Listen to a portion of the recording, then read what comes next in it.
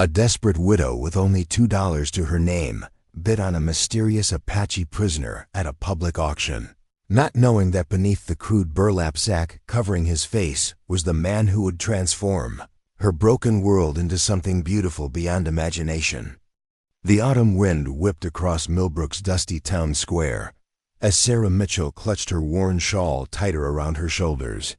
Before we jump back in, tell us where you're tuning in from, and if this story touches you, make sure you're subscribed, because tomorrow I've saved something extra special for you.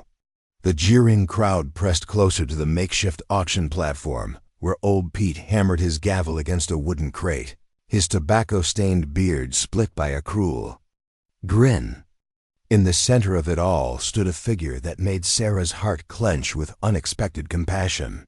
The man was enormous, easily 6.5 feet tall, with broad shoulders that strained against iron shackles. A dirty burlap sack had been tied roughly over his head, the coarse fabric stained dark in places Sarah didn't want to think about. His buckskin clothing was torn and filthy, evidence of whatever ordeal had brought him to this public humiliation.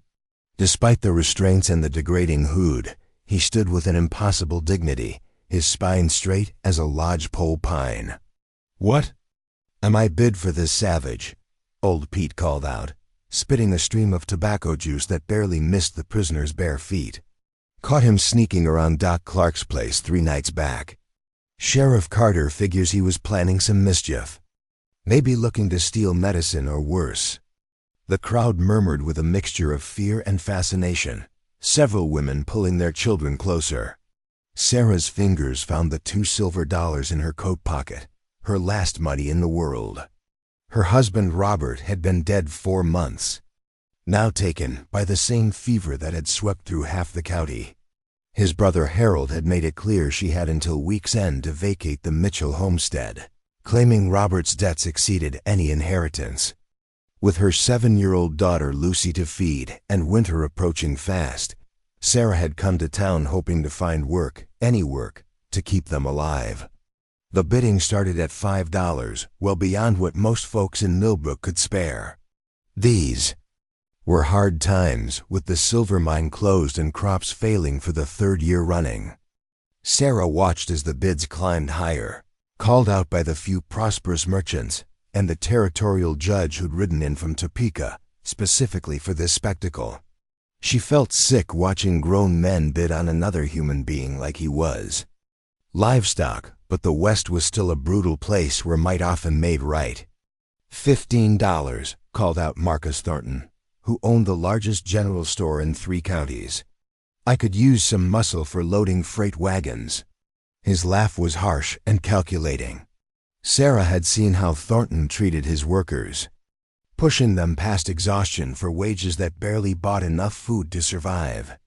"20, countered Judge William Hartwell, adjusting his gold pocket watch chain. "The territorial prison is always looking for laborers.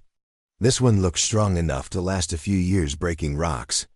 The crowd cheered at the suggestion, as if sending a man to certain death was grand entertainment. Sarah felt her stomach turn as she watched the prisoner's shoulders tense almost imperceptibly. Even through the degrading hood, she could sense his awareness of every word, every cruel suggestion for his future. Something about his forced stillness reminded her of a trapped wolf, dangerous but noble even in captivity. While others saw a savage to be used and discarded, Sarah found herself wondering about the man beneath the burlap, about what circumstances had brought him to this moment of public shame. The bidding slowed as it reached $25. Judge Hartwell seemed confident he would win, already discussing transport arrangements with Sheriff Carter. Sarah's heart pounded as she realized this stranger would disappear into the territorial prison system, another life ground up by the machinery of frontier justice. She thought of her own desperation, how quickly circumstances could reduce anyone to helplessness. Before she could think better of it, her hand shot up.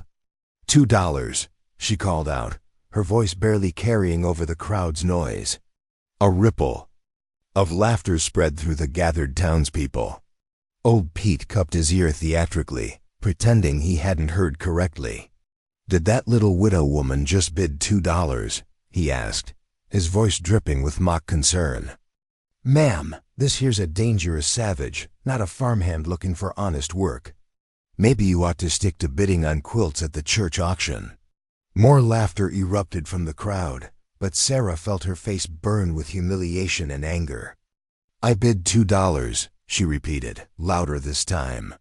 She pulled the coins from her pocket and held them high where everyone could see. The silver caught the late afternoon sunlight, her entire worldly wealth gleaming in her trembling palm. "It's all I have, but it's a fair bid according to the rules." Judge Hartwell turned to stare at her with undisguised contempt. "Mrs. Mitchell, isn't it? Robert's widow?" His tone suggested he knew exactly who she was and found her circumstances amusing.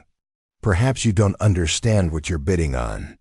This isn't some tame Indian looking to work for meals. This is a warrior, probably responsible for raids, murders, stolen livestock. Are you prepared to handle such a man?" Sarah's hands shook, but she kept her chin raised. "I understand perfectly well, Your Honor. The auction rules state that any bid must be considered. I have $2 in legal tender, and I'm offering it fairly." She had no idea what she would do with a 7-foot Apache warrior if she actually won, but something deep inside compelled her to keep fighting for him. The crowd's mood was shifting from amusement to something uglier. She heard muttered comments about widow women getting ideas above their station, and suggestions that maybe Sarah needed to be reminded of her proper place. Harold Mitchell pushed through the crowd, his face red with anger and embarrassment. As Robert's brother, he seemed to feel that Sarah's actions reflected poorly on the family name. "Sarah, you stop this nonsense right now," he hissed, grabbing her arm roughly. "You're making a spectacle of yourself, and frankly, the family has had enough embarrassment from your situation." His grip tightened, and Sarah could smell whiskey on his breath despite the early hour. "Come along home before you do something even more foolish." "Let go of me, Harold," Sarah said, jerking her arm free. Preparing and narrating this story took us a lot of time, so if you are enjoying it, subscribe to our channel. It means a lot to us. Now back to the story. I'm a grown woman making a legal bid at a public auction. Robert left me no money and no property thanks to your family's debts, but he did leave me my dignity and my right to make my own choices. The words came out stronger than she felt, fueled by months of accumulated grief and frustration. Old Pete seemed torn between following proper auction procedures and maintaining social order. The territorial judge was clearly annoyed at being challenged by a poor widow, while Marcus Thornton looked like he was enjoying the drama immensely. The mysterious prisoner remained motionless throughout the entire exchange, but Sarah thought she detected a slight turn of his hooded head in her direction. "The bid stands at $25, Old Pete finally announced, clearly hoping to end this disruption. Going once to Judge Hartwell. But before he could continue, a clear, strong voice cut through the afternoon air. "I accept the widow's bid." The words came from beneath the burlap hood, spoken in perfect English with only the slightest trace of an accent. The entire crowd fell silent, stunned to hear the prisoner speak for the first time. His voice carried an unexpected dignity and education that contradicted everything they assumed about him. Judge Hartwell sputtered with indignation. "This is highly irregular. The prisoner has no legal standing to accept or reject bids. Old Pete, proceed with the auction according to established protocols." But the auctioneer looked uncertain, clearly out of his depth with this unprecedented situation. "Actually, Your Honor," Sheriff Carter spoke up reluctantly, "territorial law does give the subject of an indenture auction some say in the proceedings, especially if there's a significant difference in treatment offered by different bidders." He gestured toward Sarah, then toward the judge. "One's offering work on a family farm, the other's talking about prison labor. The law recognizes that distinction." Sarah felt a surge of hope mixed with terror. The possibility that she might actually win this bid was becoming real, and she had no idea what came next. She owned no farm anymore, had no home to offer, and no way to feed or shelter another person. But something about the man's voice, the quiet dignity in his words, made her want to fight for him even more fiercely. The prisoner spoke again, his words carrying clearly across the suddenly quiet. Square. The woman offers honest work for honest pay. The others speak of chains and breaking stones until death. A man has the right to choose his own path to dignity, even here. There was no anger in his voice, no pleading, just a simple statement of principle that somehow commanded respect even from his captors. Judge Hartwell's face had gone purple with rage. This is preposterous. We're talking about a savage who was caught trespassing, possibly planning violence against decent Christian folk. The territorial government has invested considerable resources in his capture and transport. We can't simply hand him over to the first person with $2 and a bleeding heart.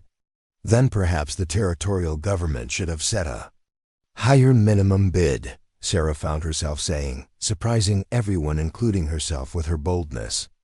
If this man is so valuable and dangerous, why start the bidding at $5? It seems to me that the territory is more interested in making a public spectacle than in recovering costs or ensuring justice. Old Pete looked around desperately, clearly hoping someone with more authority would take control of the situation.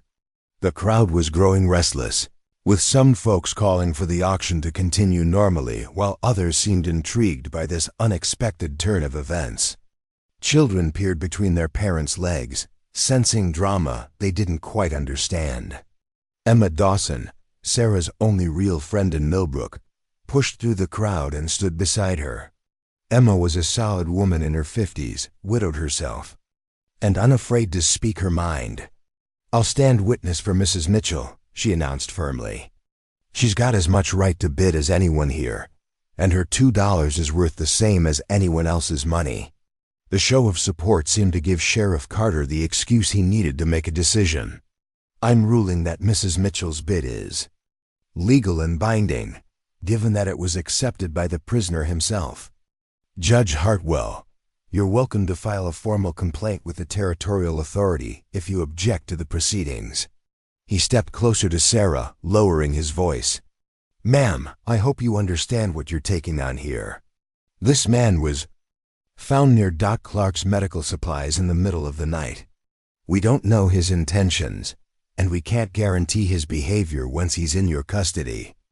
Sarah looked up at the hooded figure standing so still and straight despite his shackles.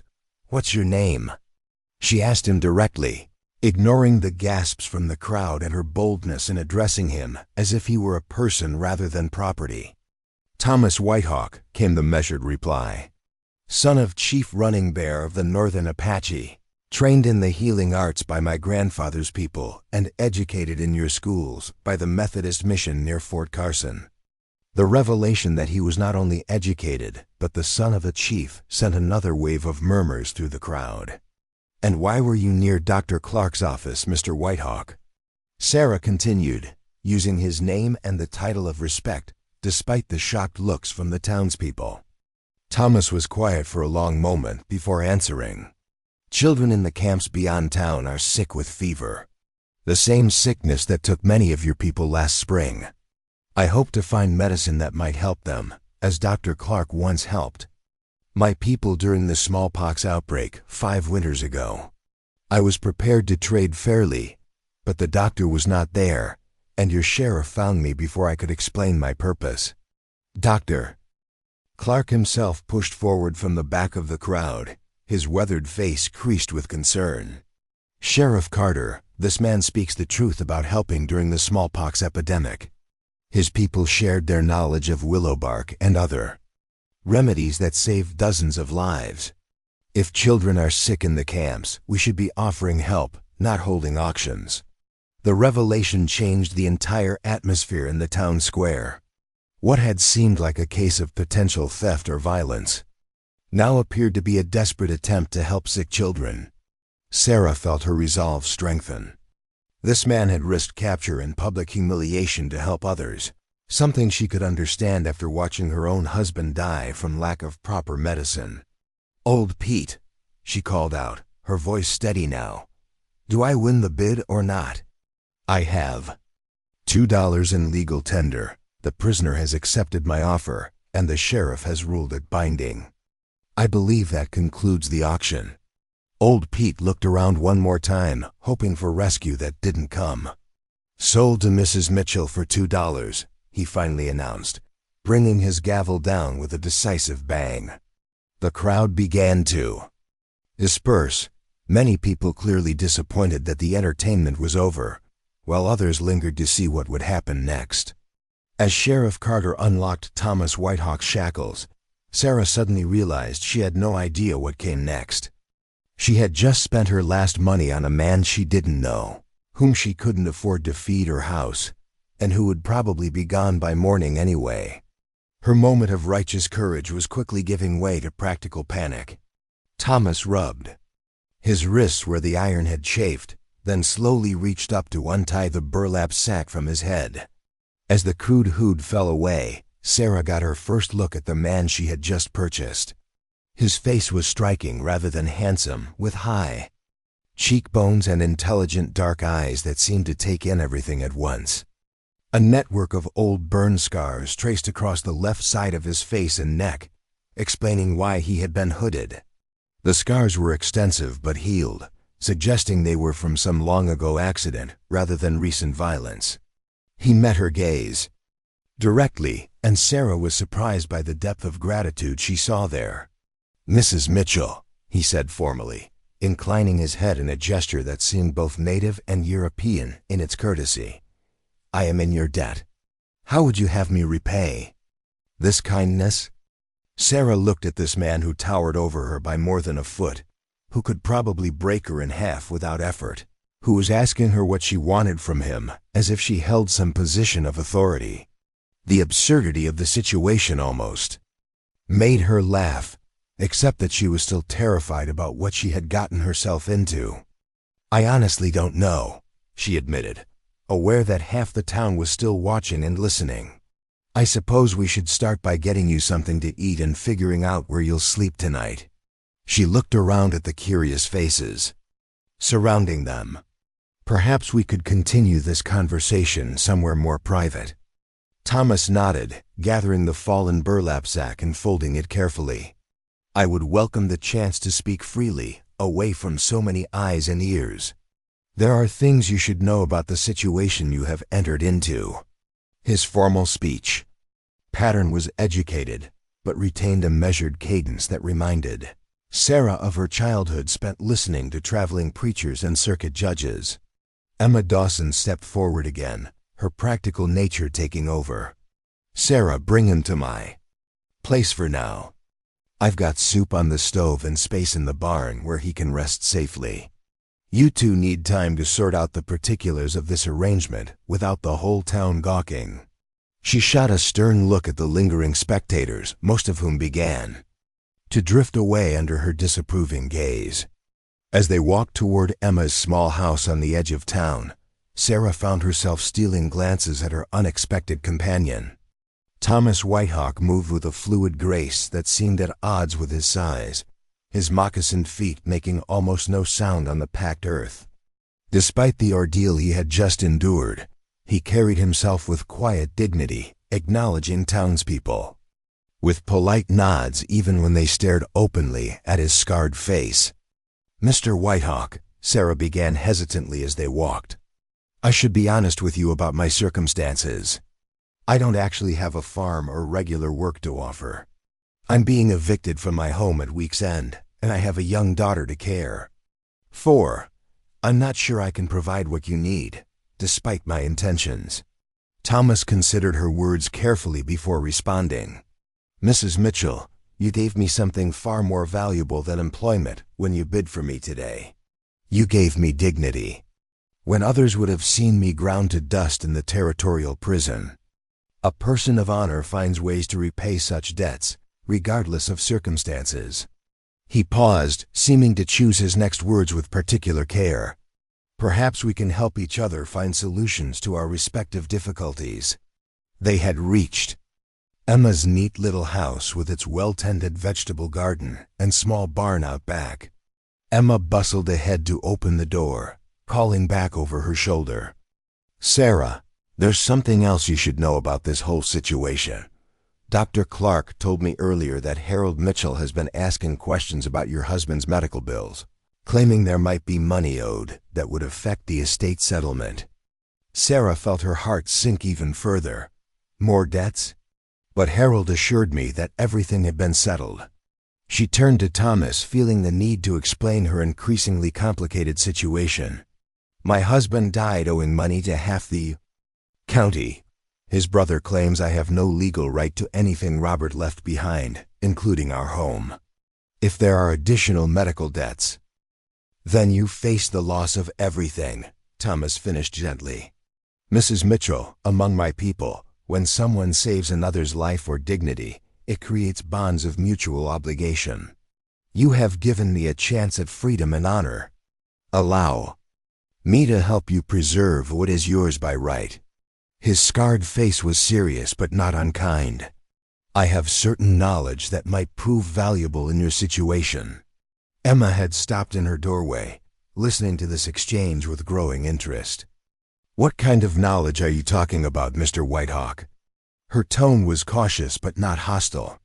Emma had lived on the frontier long enough to know that survival often required unconventional alliances. Thomas looked between the two women, then spoke quietly. "Your husband was not the only person to die from fever this year. Many others suffered the same sickness, including people with connections to those who now claim his debts. Sometimes the timing of financial claims and the timing of deaths are not as coincidental as they appear." His meaning was clear without being directly stated. Sarah felt a chill that had nothing to do with the autumn wind. "Are you saying that someone has been manipulating the debt situation?" The possibility had never occurred to her, but now that it was suggested, certain things began to make sense. Harold's sudden urgency about settling the estate, his insistence that she vacate immediately, his knowledge of debts that Robert had never mentioned. "I am saying that a man with medical knowledge might be able to help you understand exactly what killed your husband, and when certain financial obligations were actually incurred." Thomas met her gaze steadily. "The truth has power, Mrs. Mitchell. Sometimes it is the only power available to those who have been stripped of everything else." Emma opened her door wider, ushering them both inside. "Well then," she said briskly, "it sounds like we all have quite a lot to discuss. Come in, both of you, and let's see about getting some food into you. Mr. Whitehawk, then you can tell us exactly what you know about fever epidemics and suspicious debt collections." As Sarah followed Thomas into Emma's warm kitchen, she realized that her impulsive bid at the town auction had set in motion something far more complex than a simple business transaction. She had thought she was saving a stranger from an unjust fate, but it seemed that Thomas Whitehawk might be the key to saving her own life and her daughter's future. The $2 she had spent were beginning to look like the wisest investment she had ever made. The next few hours would determine whether her desperate gamble would lead to salvation or disaster for them both. Emma's kitchen was a sanctuary of warmth and order in a world that seemed determined to strip away everything Sarah held dear. The older woman moved efficiently between her cast-iron stove and well-worn wooden table, ladling thick vegetable soup into ceramic bowls while Thomas Whitehawk sat quietly in the corner chair she had indicated. Despite his imposing size, he seemed to fold himself smaller out of courtesy, his long legs drawn up and his hands resting calmly on his knees. Sarah found herself studying his profile as he gazed out the small window toward the distant hills. The burn scars that covered the left side of his face extended down his neck and disappeared beneath his torn shirt, creating a map of old pain that spoke of some terrible sacrifice. Yet there was nothing bitter or broken in his expression. Instead, she saw a kind of patient watchfulness, as if he were accustomed to observing and understanding before speaking or acting. "Mr. Whitehawk," Emma said, placing a steaming bowl before him along with a thick slice of cornbread. "Sarah mentioned you have medical training. I've been wondering about that fever that took so many folks this past spring, including her Robert. It seemed to strike some people harder than others, and the pattern never made much sense to me." Thomas accepted the food with a grateful nod before responding. "Among my people, we have observed such sicknesses for many generations. Sometimes what appears to be natural disease carries the fingerprints of human intervention." He paused to taste the soup, his scarred face showing genuine appreciation. This fever struck strongest among those who had recently come into conflict with certain business interests in town. That pattern suggests possibilities beyond mere chance. Sarah felt her breath catch. "Are you suggesting that someone deliberately made people sick? That's impossible, surely. How could anyone control such a thing?" The idea seemed too monstrous to consider, yet she remembered how swiftly Robert had fallen ill just days after. Confronting Harold about irregularities in the family business accounts. "Not control, perhaps, but influence," Thomas said carefully. "In the old days, when white settlers first came to Apache lands, we learned that sometimes sickness followed certain types of contact. Blankets given as gifts that had been near smallpox. Patience, water sources that became tainted after particular groups camped upstream. Disease can be a weapon for those who understand its nature and have no conscience about its use." Emma stopped stirring her own soup, her face growing pale. "You're talking about deliberate poisoning. But who would have the knowledge to do such a thing, and why target specific people?" She looked between Thomas and Sarah, her practical mind working through the implications. It would have to be someone with access to medicine or chemicals. Someone people trusted enough to get close to them. "Or someone working with such a person," Thomas added quietly. "Mrs. Mitchell, when your husband fell ill, who attended to his medical needs? Who provided his medicines? Who had access to his food and drink during those final days?" His questions were gentle but pointed, and Sarah could see where his thoughts were leading. She closed her eyes, forcing herself to remember those terrible weeks when Robert had grown steadily weaker, despite Dr. Clark's best efforts. Harold was there almost every day, bringing special tonics he claimed would help with the fever.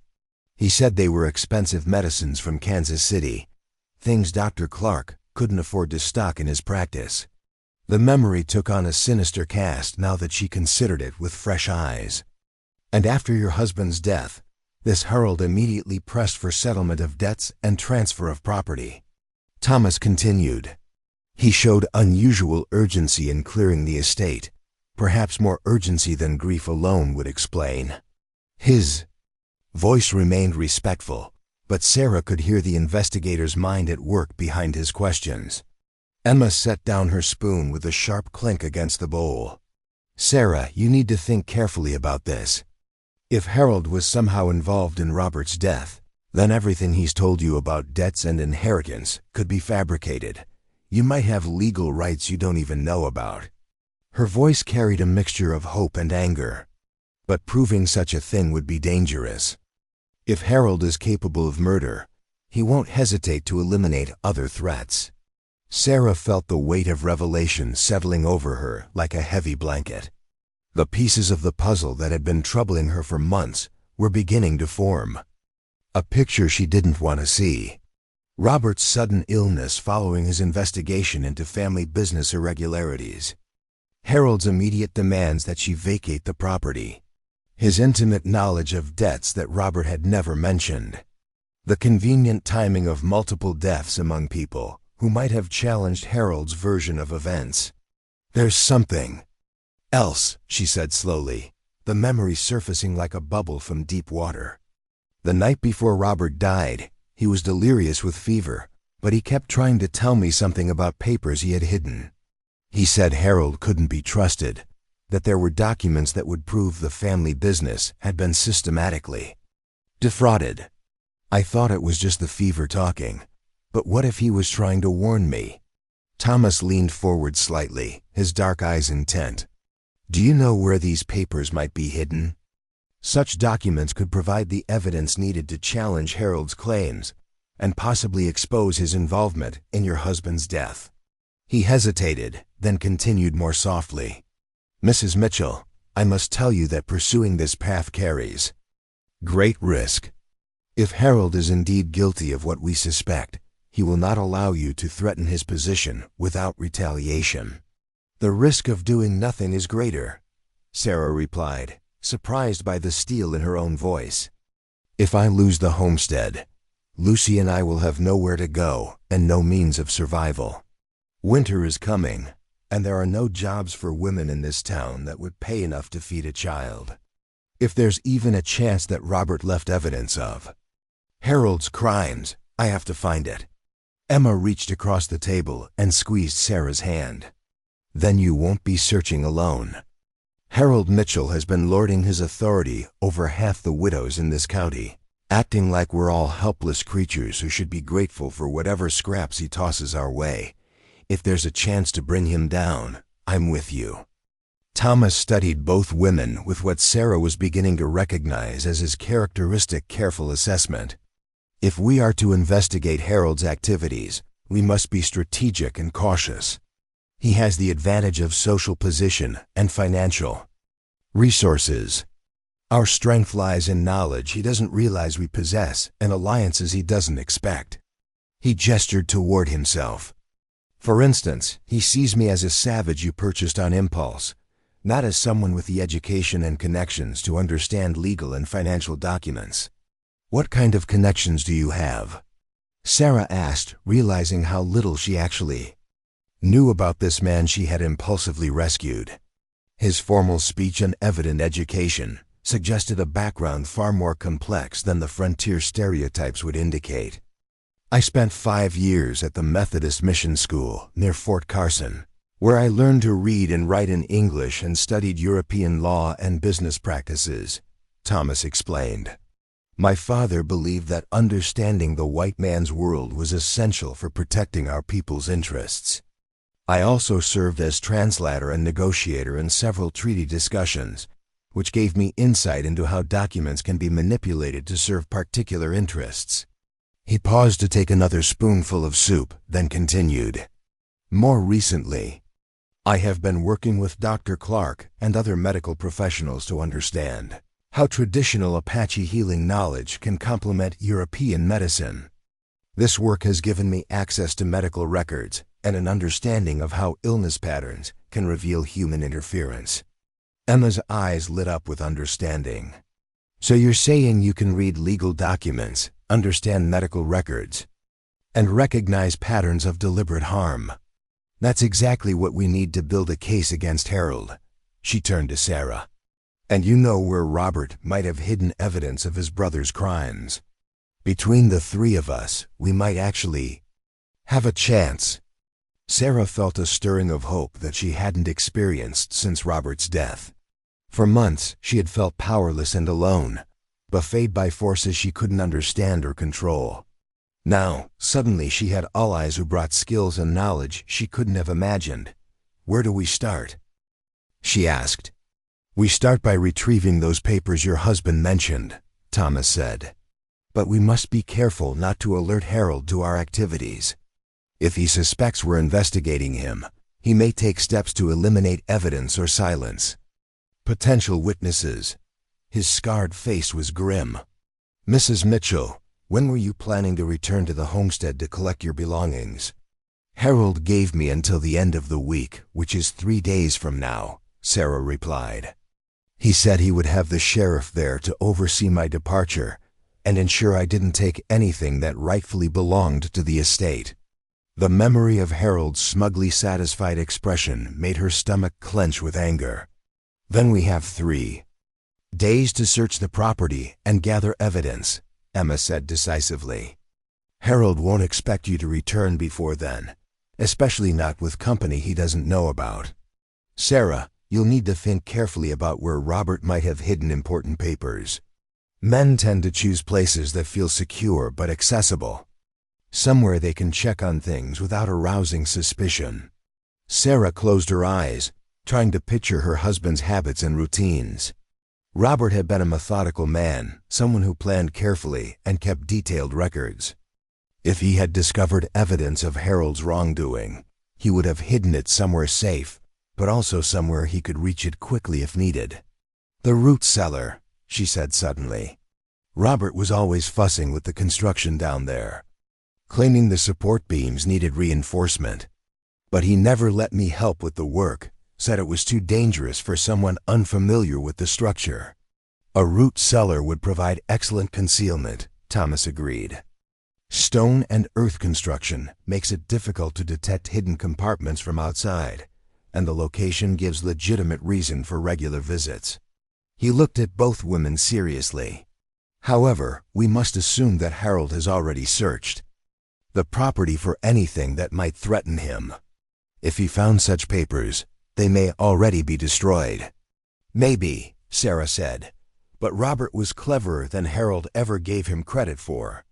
If he really was gathering evidence against his brother, he would have anticipated the possibility of discovery.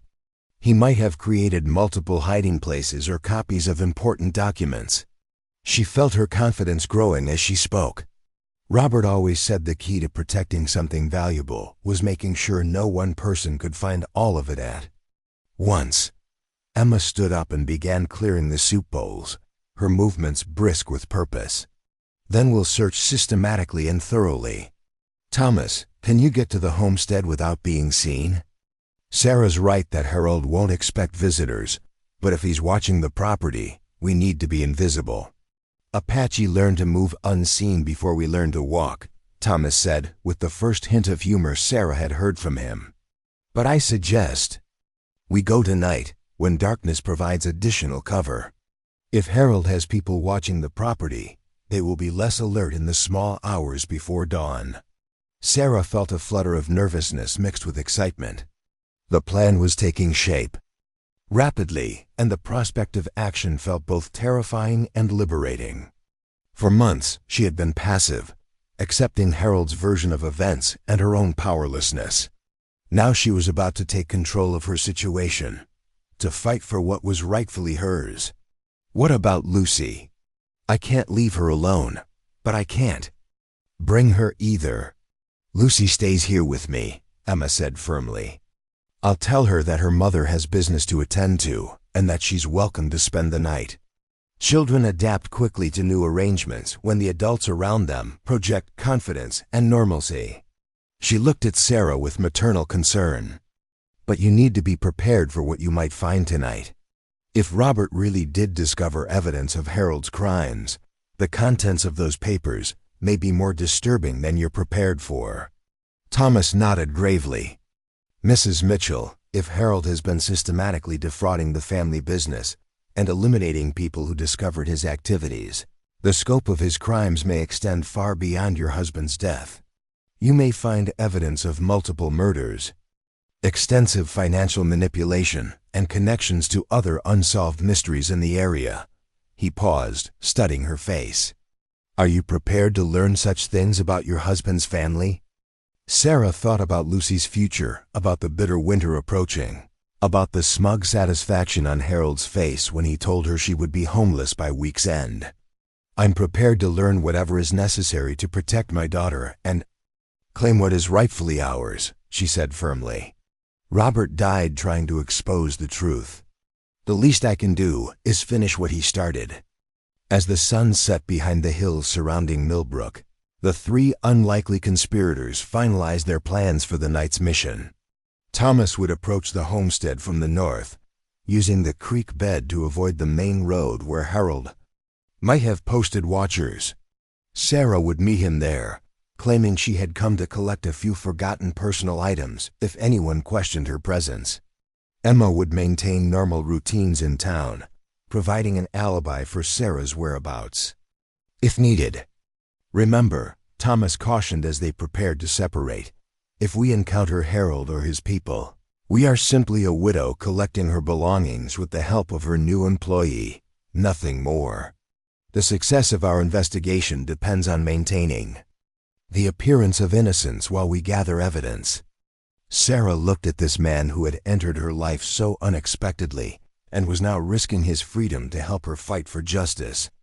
Less than 12 hours ago, he had been a prisoner facing a lifetime of hard labor in the territorial prison.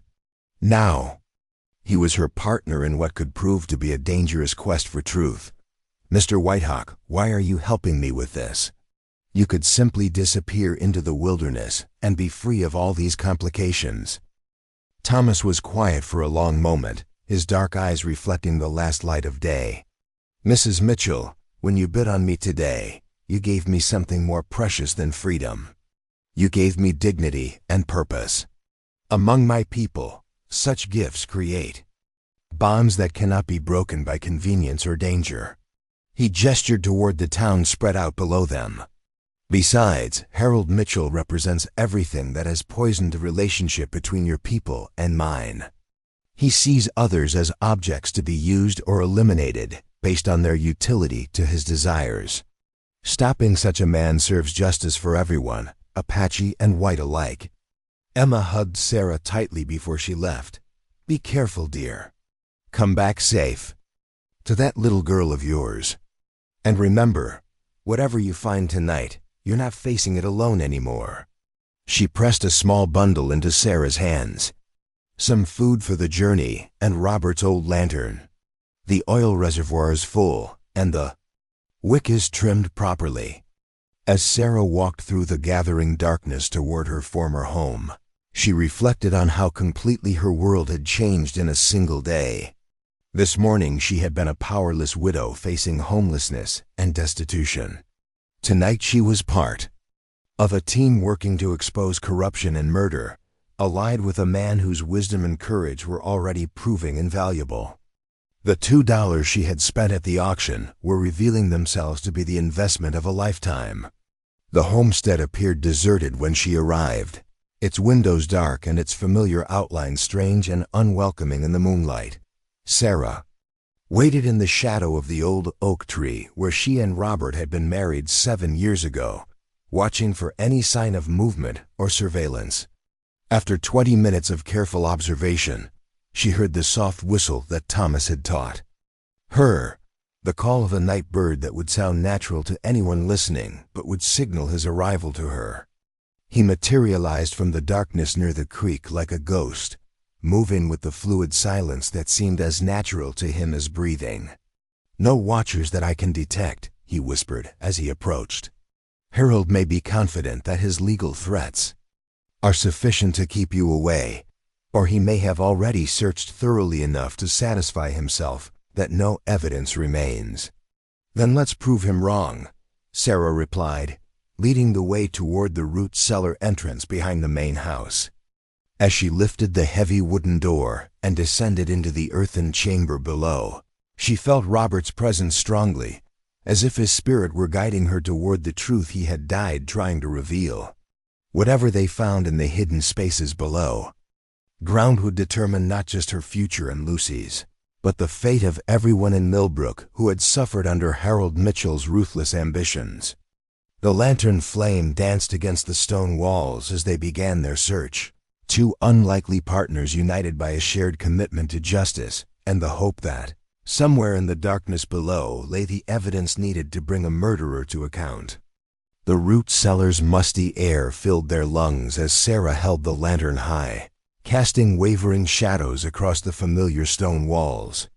What had once seemed like a simple storage space now felt ominous and full of secrets. Thomas moved methodically along the eastern wall, running his hands over the mortar joints between stones, searching for irregularities that might indicate hidden compartments. "Here," he said quietly, his fingers tracing a section where the mortar appeared fresher than the surrounding areas. "This has been recently disturbed."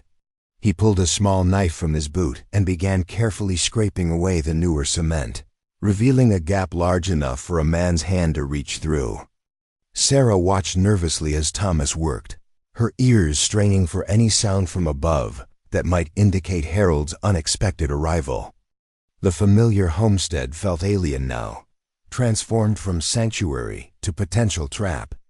Every creak of settling timber made her heart race. Every whisper of wind through the eaves sounded like approaching footsteps. Got it, Thomas whispered, withdrawing. A leather pouch wrapped in oiled cloth from the hidden cavity. The bundle was heavier than Sarah had expected, bulging with what felt like multiple documents and small objects. Her hands trembled as she accepted it from Thomas, wondering what revelations Robert had died trying to preserve. "We should examine these somewhere safer," Thomas advised, glancing toward the cellar entrance. "If Harold has people watching the property, our presence here has already been noted. Better to retreat with what we've found and analyze the contents, where we won't be interrupted or trapped." They climbed quickly from the cellar, Sarah clutching the precious bundle against her chest while Thomas extinguished the lantern and secured the entrance to appear undisturbed. The journey back to Emma's house felt interminable. Every shadow potentially concealing an enemy, every sound possibly heralding discovery. When they finally slipped through Emma's back door, Sarah felt weak with relief and exhaustion. Emma was waiting in her kitchen, having kept a pot of coffee warm and a plate of biscuits ready for their return. "Well?" she asked simply, noting the wrapped bundle in Sarah's arms. "Did Robert leave what you hoped to find?" "We found something," Sarah replied, settling the package carefully on Emma's kitchen table.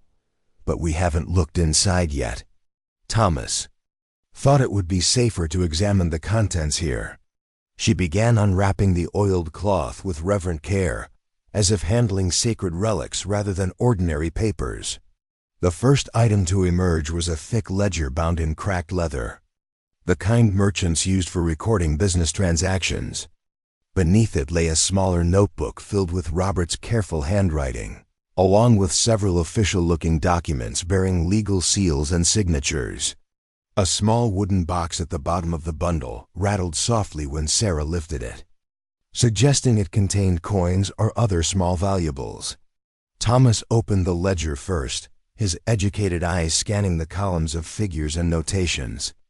"This appears to be a record of financial transactions involving the Mitchell family business interests," he said, running his finger down a page of entries. "But these numbers don't match what would be expected from legitimate transactions. Look. Here." He pointed to a series of entries from the previous spring. "Large sums being transferred to accounts that don't correspond to known suppliers or creditors." Emma leaned over his shoulder, squinting at the unfamiliar handwriting. "Those dates coincide with when people started falling sick with the fever. See how the amounts increase right around the time Dr. Clark reported the first cases."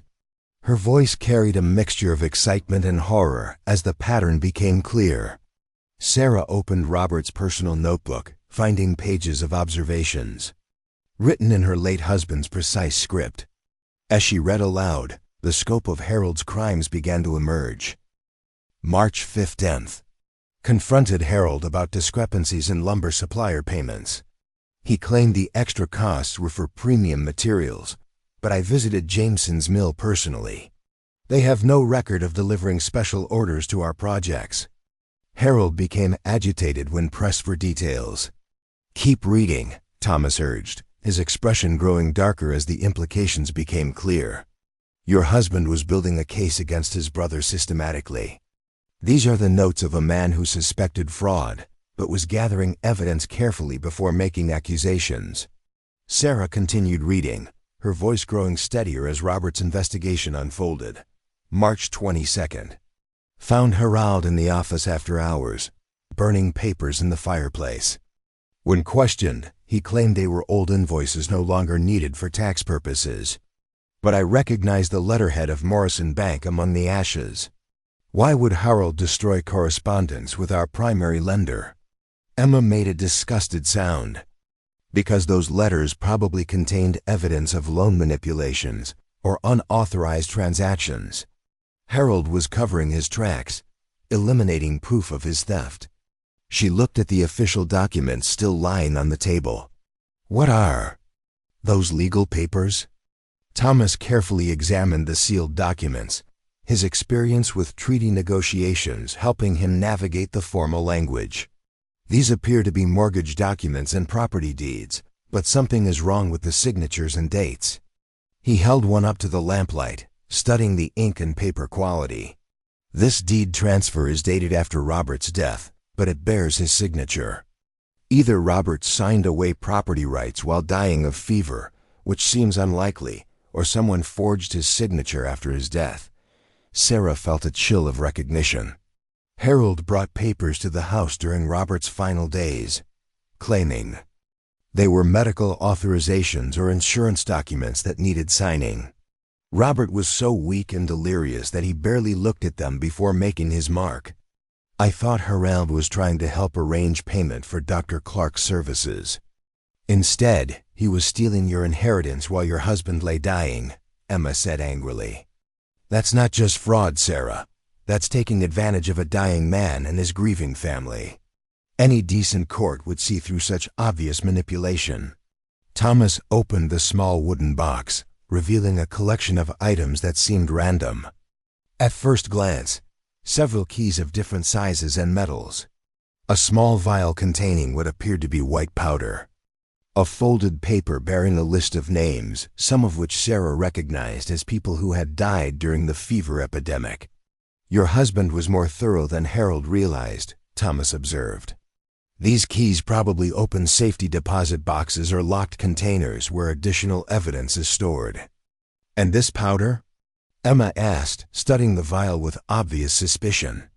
In my experience, honest men don't hide mysterious white substances along with evidence of criminal activity. Thomas uncorked the vial carefully and touched a tiny amount of the powder to his tongue, then spat immediately. Arsenic, he confirmed grimly.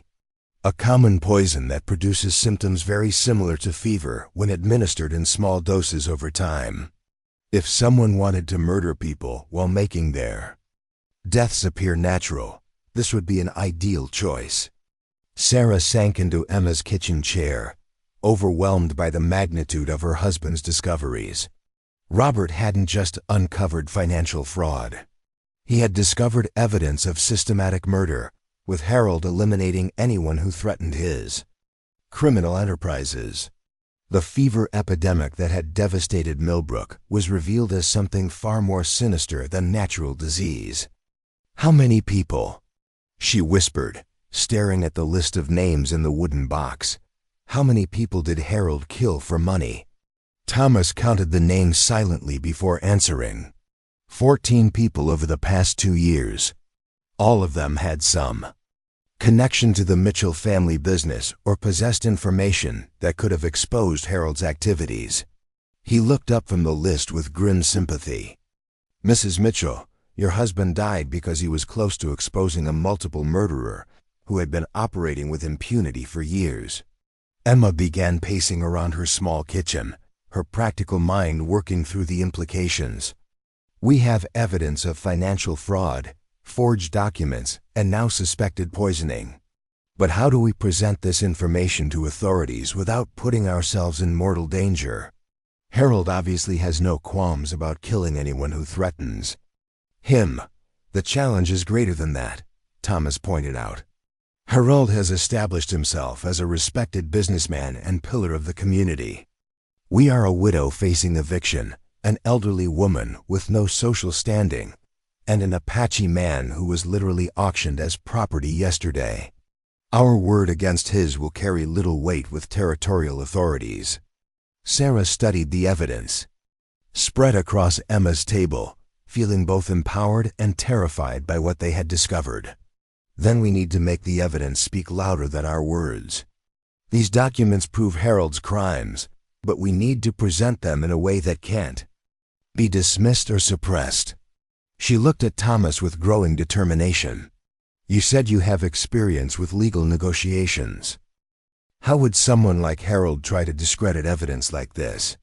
He would claim the documents are forgeries created by disgruntled family members seeking to avoid legitimate debts. Thomas replied without hesitation.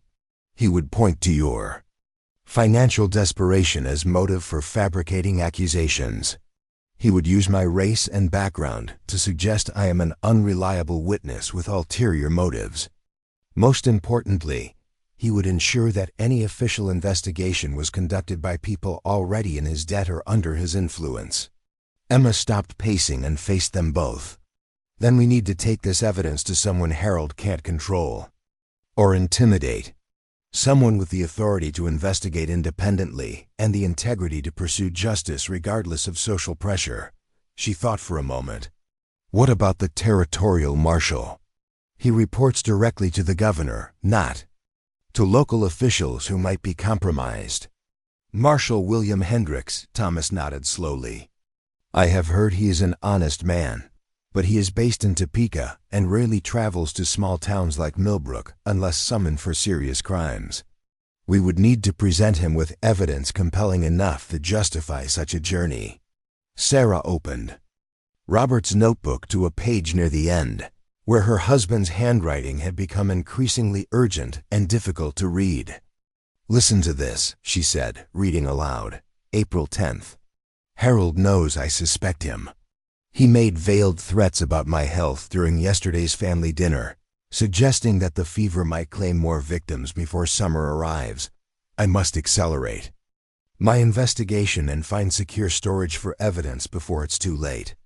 The next entry is dated April 12th, she continued, her voice breaking slightly. That was the day Robert first complained of feeling unwell.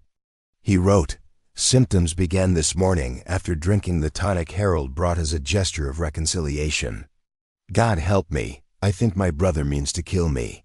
If something happens to me, Sarah must know the truth about the business and about the people who have died. The evidence is hidden where only she can find it. The kitchen fell silent, except for the ticking of Emma's mantel clock. The three conspirators sat surrounded by proof of Harold's crimes, but they all understood that possessing evidence and successfully presenting it were two entirely different challenges. Harold had been murdering people for 2 years without detection. He had built a network of influence and intimidation that would not be easily overcome. We need allies, Thomas said finally. People in positions of authority who cannot be bought or threatened by Harold. Dr. Clark, for instance. If we can demonstrate that the fever epidemic was actually systematic poisoning, his medical expertise would lend credibility to our accusations. Dr. Clark already suspects something, Emma agreed. He mentioned to me last week that the fever cases didn't follow normal patterns of contagious disease. If we show him this evidence, he might be willing to conduct examinations that would prove arsenic poisoning. Sarah carefully closed Robert's notebook and rewrapped the precious documents. But we need to move quickly. Harold expects me to vacate the homestead in 2 days. If we don't act before then, he may become suspicious and take steps to eliminate us as he did Robert and the others. There's another problem, Thomas added quietly. Harold undoubtedly has contingency plans for dealing with threats to his position. The fact that he has successfully committed 14 murders suggests he has developed reliable methods for eliminating problems. Once he realizes we possess Robert's evidence, we will be in immediate mortal danger. Emma's face hardened with determination. Then we make sure he doesn't get the chance to strike first. We take this evidence to Dr. Clark tomorrow morning, get his medical opinion on the arsenic and the fever victims, then send word to Marshal Hendricks requesting immediate assistance. We move fast enough that Harold can't react before the law arrives. And if the marshal doesn't believe us or refuses to come? Sarah asked, voicing the fear they all shared. What if Harold's influence reaches even to Topeka? Thomas was quiet for a long moment, staring at the list of Harold's victims. Then we ensure that Harold's crimes become public knowledge in a way he cannot suppress or control. Newspapers in Kansas City and Denver would find this story compelling, especially if we can provide documented proof of systematic murder in a frontier town. Public attention would force official investigation, even if local authorities were reluctant. Sarah felt a spark of hope at this suggestion. Margaret Fulton, the reporter who interviewed Arabella Worthington about her life with the Apache. She writes for papers across the territory and has a reputation for pursuing stories that expose corruption and injustice. If we could get this evidence to someone like her, We could force Harold into a position where killing us would only confirm his guilt and ensure his destruction. Emma finished. But that strategy only works if we can get the information to safety before Harold realizes what we're doing. The three unlikely allies spent the rest of the night planning their next moves, aware that they were entering the most dangerous phase of their investigation. They had found the evidence needed to expose Harold's crimes, but now they faced the challenge of staying alive long enough to see justice done. Each of them understood that Harold Mitchell would not hesitate to add 3 more names to his list of victims if it meant preserving his freedom and stolen wealth. As dawn approached, Sarah looked at her companions with gratitude and determination. Less than 24 hours ago, she had been a powerless widow facing destitution. Now she was part of a team working to bring a serial killer to justice. The $2 she had spent at the auction had brought her not just an ally, but a partner whose knowledge and courage were proving essential to her survival. Thomas caught her looking at him and nodded slightly, understanding passing between them without words. They had crossed a threshold together, moving from strangers thrown together by circumstance to partners united by shared purpose and mutual respect. Whatever dangers lay ahead, they would face them together. Emma rose from the table and began preparing breakfast, her movements brisk with purpose. "Eat well," she advised. "Today we begin the fight for justice, and we'll need all our strength for what's coming." Harold Mitchell has had 2 years to perfect his methods of murder and intimidation. Now he's about to discover what happens when his victims fight back. Outside Emma's kitchen window, the sun was rising over Millbrook, painting the sky in shades of gold and pink that seemed to promise hope despite the darkness of their discoveries. Sarah clutched Robert's evidence to her chest and prepared for the battle that would determine whether justice would prevail or whether Harold's reign of terror would claim 3 more innocent lives. The struggle to expose the truth was just beginning, but for the first time since Robert's death, Sarah felt capable of fighting for her future and her daughter's safety. With Thomas's wisdom and Emma's determination supporting her, she was ready to honor her husband's sacrifice by finishing the work he had died trying to complete. Dr. Benjamin Clark's weathered hands trembled as he examined the vial of white powder under his magnifying glass, his medical training immediately recognizing the crystalline structure that had claimed so many lives in his practice. The morning sun streamed through his office windows, illuminating the evidence spread across his examination table like accusations waiting to be voiced. "Arsenic without question," he confirmed, setting down his glass and turning to face Sarah, Thomas, and Emma with grave concern. "Mrs. Mitchell, this explains the symptoms your husband and the other fever victims displayed. The gradual weakness, the digestive distress, the eventual organ failure. What we attributed to a virulent strain of influenza was actually systematic poisoning." Sarah felt vindication and horror warring in her chest. Robert's suspicions had been correct, but the confirmation brought no satisfaction, only a deeper understanding of the evil they were confronting. "Doctor, how many people died from this supposed fever? How many victims are we talking about?" Dr. Clark consulted his medical records, running his finger down columns of names and dates with increasing dismay. 17 deaths over 24 months, all presenting similar symptoms, all occurring after the victims had some form of conflict or business dealing with Harold Mitchell. He looked up at Thomas with newfound respect. "Mr. Whitehawk, your knowledge of traditional poisons and their effects has helped solve a mystery that has haunted my practice for 2 years. Thomas nodded gravely. "Among my people, we understand that medicine and poison are often the same substance, differing only in dosage and intention. Harold Mitchell perverted the healing arts to serve his greed, using arsenic's resemblance to natural illness to mask his crimes."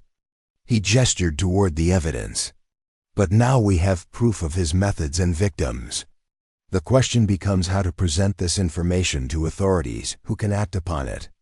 Emma had been studying Robert's list of victims, cross-referencing names with her own memories of recent deaths in and around Millbrook, "Sarah, look at this pattern." Harold didn't just target people who discovered his financial crimes. He eliminated anyone whose death would benefit him financially. Elderly relatives who might change their wills. Business partners who owned valuable property. Even a few young men who were courting women Harold wanted to control. The scope of Harold's evil was becoming clear, revealing not just a thief but a predator who viewed other human beings as obstacles to be removed whenever convenient. Sarah felt her resolve hardening into something unbreakable. Her husband had died trying to stop this monster, and she would not allow his sacrifice to be meaningless. "Dr. Clark," she said firmly, "will you sign an official medical statement declaring that these deaths were caused by arsenic poisoning rather than natural fever? And will you testify to that conclusion before territorial authorities?" The elderly physician straightened his shoulders, decades of frontier medicine having taught him to recognize evil when he encountered it. "Mrs. Mitchell, I took an oath to preserve life and expose threats to public health." Harold Mitchell represents the worst possible violation of everything the medical profession stands for. "Yes, I will sign such a statement, and yes, I will testify to its accuracy before any court in the territory." Thomas had been examining the forged property documents with the careful attention of someone familiar with legal fraud. These deed transfers and mortgage assignments show Harold's systematic theft of his victims' assets. He would poison someone, then use forged documents to claim their property during the confusion following their death.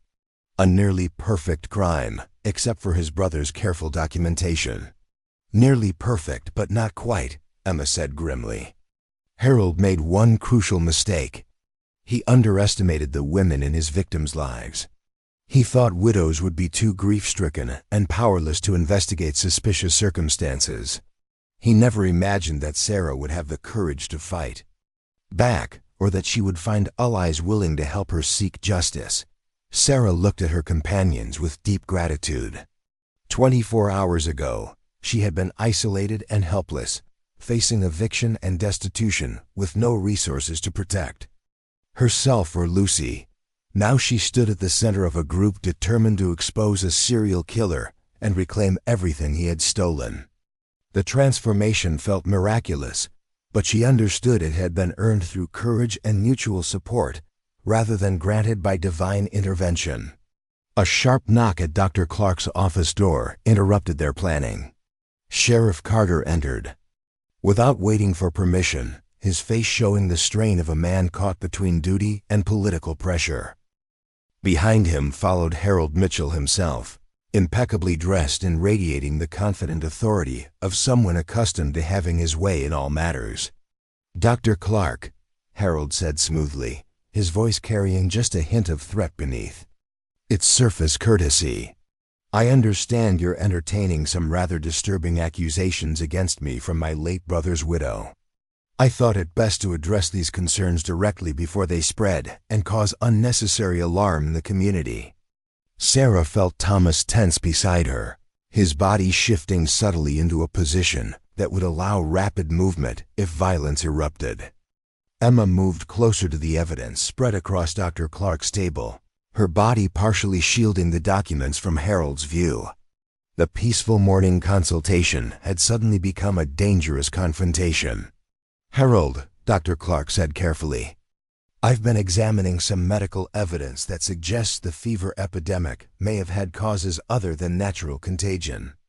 As the town's physician, I have an obligation to investigate any threat to public health, regardless of where that investigation leads." Harold's expression remained pleasant, but Sarah caught the flash of calculation in his eyes as he assessed the situation. "Of course, doctor. Medical thoroughness is always commendable. But I hope you're being careful about the sources of your information. Grief can sometimes cause people to see patterns and conspiracies where none exist, especially when financial desperation provides motive for false accusations." "The evidence speaks for itself," Thomas said quietly, his first words drawing Harold's attention for the first time. Harold's gaze sharpened as he took in Thomas's height, his Apache features, his obvious intelligence and education. This was clearly not the simple savage Harold had expected when he learned of Sarah's auction purchase. "And you are?" Harold inquired, his tone suggesting that Thomas's opinion carried no weight regardless of the answer. "Thomas Whitehawk," came the measured reply. "I've been assisting Mrs. Mitchell with some legal and medical questions related to her husband's death. My education at the Methodist Mission School included training in document analysis and medical science, skills that have proven useful in examining the evidence your brother preserved." Harold's mask of civility slipped slightly. "Evidence? What possible evidence could Robert have preserved? My brother died of fever, like so many others this past year. Any papers he left behind would be business documents related to settling his estate, nothing more." Sarah stepped forward, her voice steady despite the danger she could feel radiating from Harold like heat from a forge. "Robert left very detailed records of his investigation into family business irregularities. He also preserved samples of certain substances he believed were being used for purposes other than legitimate medicine." She gestured toward the vial on Dr. Clark's table. "Substances that Dr. Clark has now identified as arsenic." The silence that followed was electric with tension. Harold's pleasant expression had vanished entirely, replaced by the cold calculation of a predator whose prey had suddenly revealed unexpected teeth. Sheriff Carter looked between the assembled group and Harold, clearly uncomfortable with the implications of what he was hearing, but uncertain how to proceed. "These are very serious accusations," Harold said finally, his voice now carrying open menace. "Mrs. Mitchell, I had hoped to resolve your financial difficulties through family generosity, but if you insist on pursuing these fantasies, I'm afraid you leave me no choice but to defend myself through legal channels. Sheriff Carter, I believe we're looking at attempted extortion and defamation of character." "Actually," Dr. Clark interjected, "we're looking at evidence of systematic murder." He held up his signed medical statement. "I've documented 17 deaths that show clear signs of arsenic poisoning rather than natural fever. Combined with Mr. Robert Mitchell's business records and the forged property documents, we have compelling proof of multiple homicides committed for financial gain." Harold's composure cracked completely. "You senile old fool. Do you have any idea what you're interfering with? I've spent years building my position in this territory, creating connections and obligations that reach all the way to Topeka.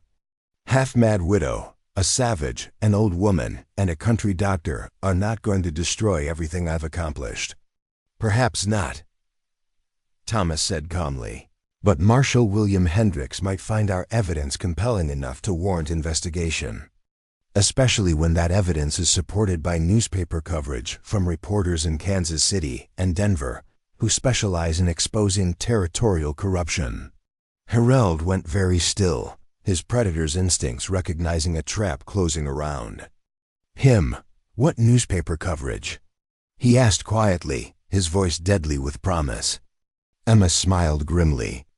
"The coverage that will appear tomorrow morning, describing the discovery of systematic poisoning in Millbrook and the evidence linking those deaths to fraudulent property transfers. Margaret Fulton was very interested in our story when we contacted her last night. Apparently, she's been investigating similar patterns of suspicious deaths in other frontier towns." Sarah watched Harold's face cycle through rage, calculation, and finally a kind of desperate cunning.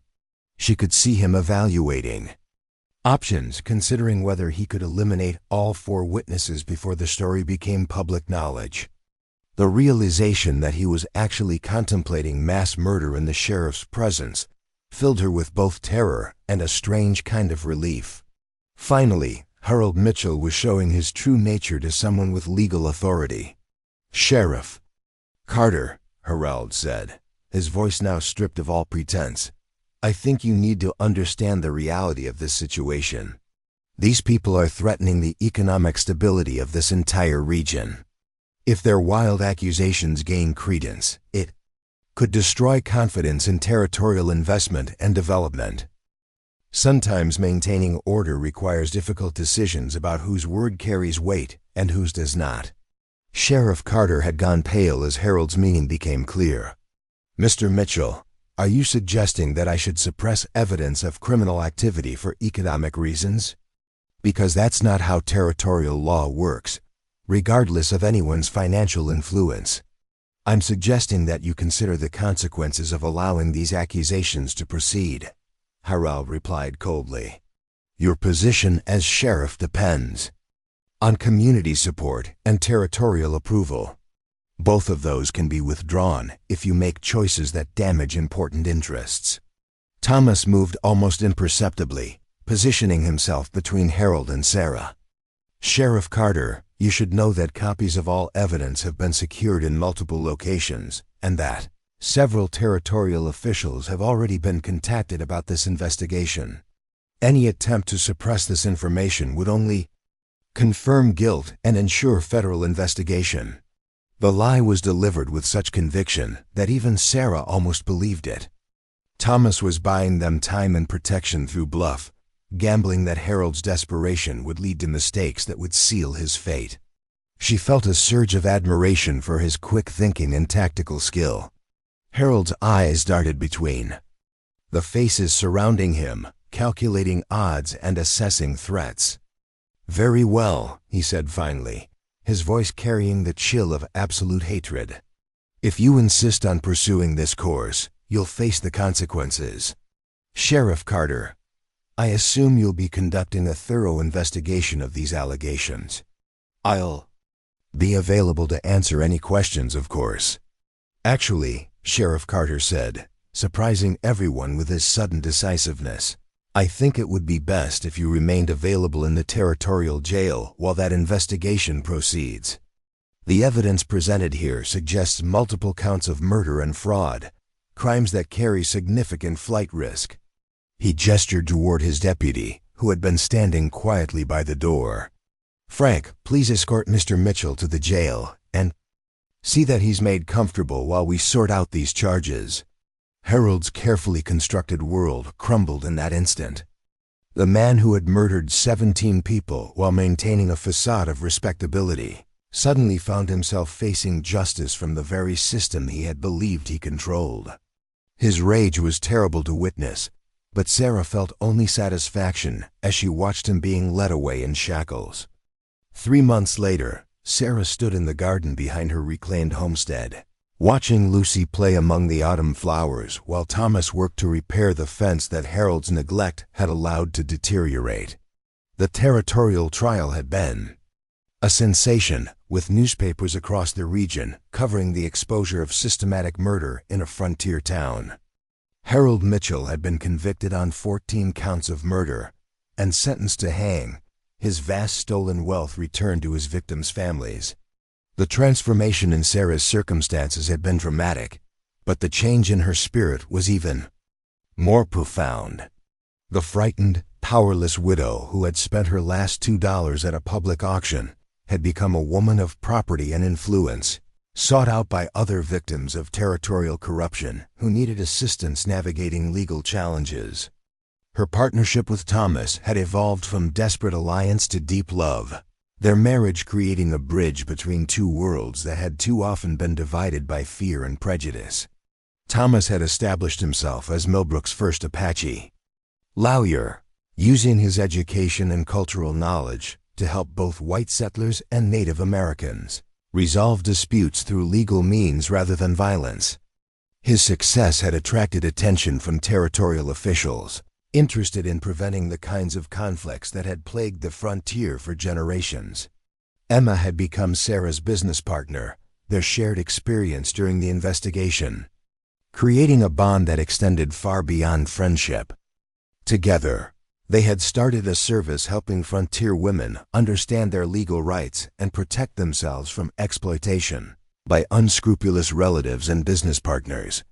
Dr. Clark had retired from active practice but remained as a consultant, his expertise in recognizing poisoning symptoms having prevented 2 additional murder attempts by other criminals who had learned of Harold's methods. The medical knowledge Thomas brought from Apache healing traditions had enhanced Dr. Clark's practice and saved numerous lives. As evening fell over the peaceful homestead, Sarah reflected on the strange journey that had brought her to this moment of contentment and security. The auction that had seemed like the final humiliation of her old life had actually been the beginning of her true existence. In purchasing Thomas Whitehawk's freedom, she had unknowingly bought her own liberation from a world that had valued her only for her compliance and silence. Lucy ran to her mother with a handful of wildflowers, chattering excitedly about the fort she and Thomas were building in the old oak tree. Sarah hugged her daughter close, breathing in the scent of sunshine and innocence, while watching Thomas approach with his quiet smile and gentle eyes. "Any regrets about spending those $2? He asked, settling beside her on the porch steps they had rebuilt together. Sarah looked out over the land she had reclaimed, at the daughter who would grow up knowing her worth was not determined by others' opinions, at the man who had helped her discover strength she never knew she possessed. "Only that I didn't bid higher," she replied, earning his deep laugh and Lucy's delighted giggles. The woman who had once been desperate enough to buy a stranger at auction had become someone who could never be sold, controlled, or silenced again. The $2 she had spent in a moment of confused compassion had purchased not just one man's freedom, but the liberation of an entire community from a killer's reign of terror. As stars began to appear in the Kansas sky, Sarah understood that sometimes the greatest transformations begin with the smallest acts of courage. Her story would be told for generations in Millbrook, inspiring other women to fight for justice and other communities to stand against corruption.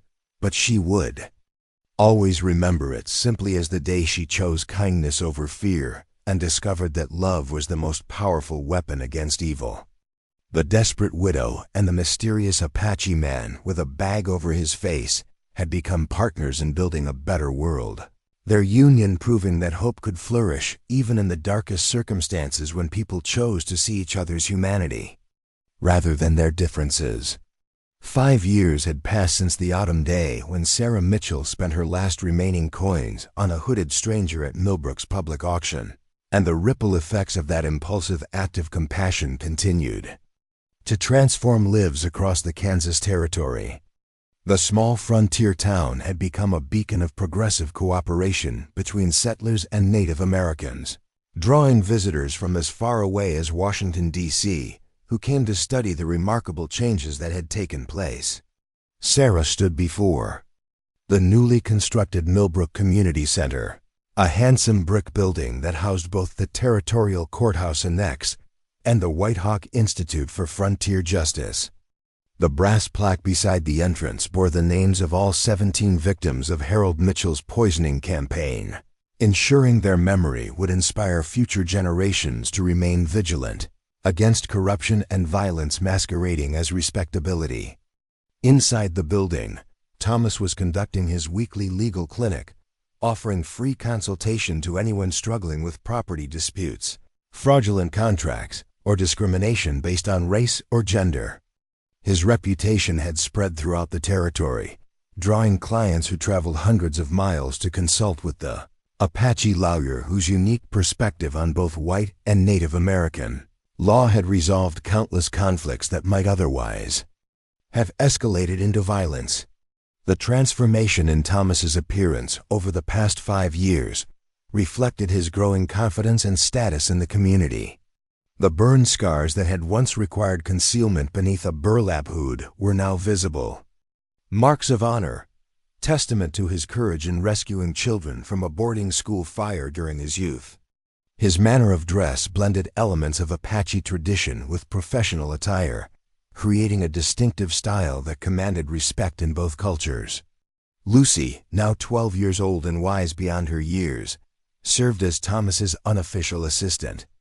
During the legal clinics, her quick mind and natural empathy making her invaluable in helping clients feel comfortable discussing their problems. She spoke fluent Apache thanks to Thomas's patient instruction, and her ability to translate not just language but cultural concepts had proven essential in resolving misunderstandings that had persisted for generations. "Mama," Lucy called from the Institute's front steps, "Mrs. Henderson is here with those land documents you wanted to review." Margaret Henderson was a recent widow, whose husband's business partner was attempting to claim ownership of her farm through suspicious paperwork that bore uncomfortable similarities to Harold Mitchell's fraudulent schemes. Sarah nodded and gathered the legal precedents she had been studying, her own expertise in recognizing and combating document fraud having made her one of the territory's most sought-after consultants on property rights cases. The frightened woman who had once accepted Harold's word about her husband's debts, without question had become a formidable advocate for others facing similar exploitation. Emma Dawson emerged from the Institute's research library, her arms full of newspaper clippings and correspondence from attorneys across the Western Territories. Her network of contacts among frontier women had evolved into an informal intelligence system that tracked patterns of abuse and fraud, often identifying criminals before they could claim multiple victims as Harold had done. "Sarah, you need to see this," Emma said, spreading the latest clippings across a reading table. "There have been 3 cases in Colorado Territory that match Harold's methods exactly. Arsenic poisoning disguised as fever, followed by forged property transfers. The perpetrators are using different names, but the pattern is identical." Thomas joined them, having concluded his morning consultations with characteristic efficiency. "The corruption we exposed in Millbrook was not unique," he observed, studying the newspaper accounts with professional interest. "Harold Mitchell was part of a larger network of criminals who shared methods and possibly coordinated their activities across territorial boundaries." Sarah felt the familiar stirring of righteous anger that had driven her investigation 5 years earlier. Harold's execution had provided justice for his victims, but it had not eliminated the system that had enabled his crimes or prevented others from following his example.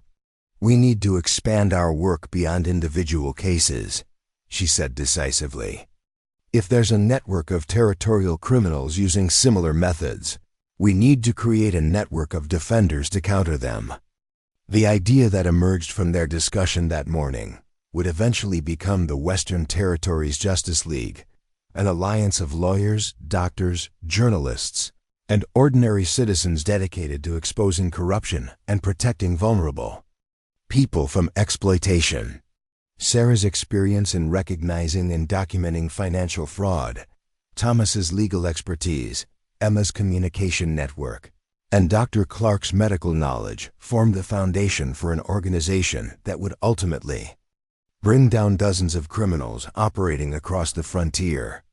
Margaret Henderson's case proved to be more complex than initially apparent, revealing connections to the Colorado schemes Emma had discovered. The woman's supposedly deceased husband had been seen alive in Denver just weeks earlier, suggesting that his death had been fabricated to facilitate a massive property theft. The investigation that followed would take months to complete and would ultimately expose a criminal enterprise spanning 4 territories. As autumn returned to Millbrook, Sarah found herself reflecting on the strange trajectories that had brought her to this moment of purpose and fulfillment.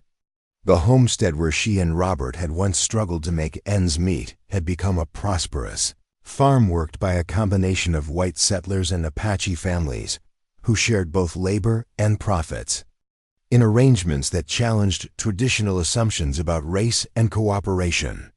The success of these integrated farming ventures had attracted attention from territorial officials interested in reducing conflicts between settlers and Native Americans.